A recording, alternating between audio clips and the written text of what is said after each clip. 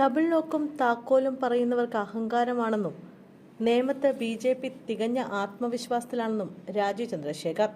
നേമത്തെ എതിർ സ്ഥാനാർത്ഥിയായ ശിവൻകുട്ടി വലിയ നേതാവാണെന്നും മന്ത്രിയാണെന്നും മാങ്ങയാണെന്നും ചക്കയാണെന്നുമൊക്കെയാണല്ലോ പറയുന്നതെന്നും അങ്ങനെയെങ്കിൽ വിവാദമുണ്ടാക്കാതെ വികസനം ചർച്ച ചെയ്യട്ടെയെന്നും രാജീവ് ചന്ദ്രശേഖർ പറഞ്ഞു.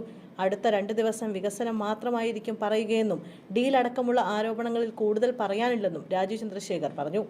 അതേസമയം നേമത്ത് CPM-ഉം BJP-യും ഒരുമിച്ചാണ് മത്സരമെന്നും ഇരുവരും കോൺഗ്രസുമായാണ് മത്സരിക്കുന്നതെന്നും KS ശബരീനാഥൻ പറഞ്ഞു. നേമത്തിന്റെ വികസന രാഷ്ട്രീയമാണ് താൻ മുന്നോട്ട് വയ്ക്കുന്നതെന്നും ക്രോസ് വോട്ടിംഗ് ഉണ്ടാകില്ലെന്നും KS ശബരീനാഥൻ പറഞ്ഞു. ന്യൂനപക്ഷ വോട്ടിനെ കുറിച്ച് പറയുമ്പോൾ എന്തിനാണ് ശിവൻകുട്ടിക്ക് ഹാലിളകുന്നത്? നഗരസഭാ തെരഞ്ഞെടുപ്പിൽ സീറ്റ് വർദ്ധിപ്പിച്ചത് BJP-യും കോൺഗ്രസുമാണ്. അപ്പോൾ മത്സരം ആരൊക്കെ തമ്മിലായിരിക്കുമെന്ന് ഊഹിക്കാം. നേമത്തെ വികസനം മുരടിച്ച വർഷങ്ങളായിരുന്നു കടന്നുപോയതെന്നും KS ശബരീനാഥൻ പറഞ്ഞു. അതേസമയം നേമത്തെ ഡബിൾ ലോക്കിൽ മാറ്റമില്ലെന്നും BJP അക്കൗണ്ട് തുറക്കില്ലെന്നും V ശിവൻകുട്ടി പറഞ്ഞു. നേമത്ത് താനും രാജീവ് ചന്ദ്രശേഖറുമായിട്ടാണ് മത്സരം. ന്യൂനപക്ഷ വോട്ടുകൾ ഭിന്നിച്ച് നേമത്തെ UDF സ്ഥാനാർത്ഥി KS ശബരീനാഥൻ BJP-യെ സഹായിക്കുകയാണെന്നും ശിവൻകുട്ടി ആരോപിച്ചു.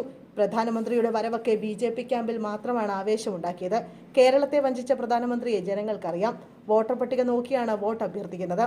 അതിൽ STP എന്നോ അല്ലെന്നോ നോക്കാറില്ലെന്നും താൻ മത്സരിക്കുന്ന ഒരു ധനാഢ്യനായിട്ടാണെന്നും PM ശ്രീ ഒന്നും ചർച്ചയായിട്ടില്ലെന്നും ശിവൻകുട്ടി പറഞ്ഞു.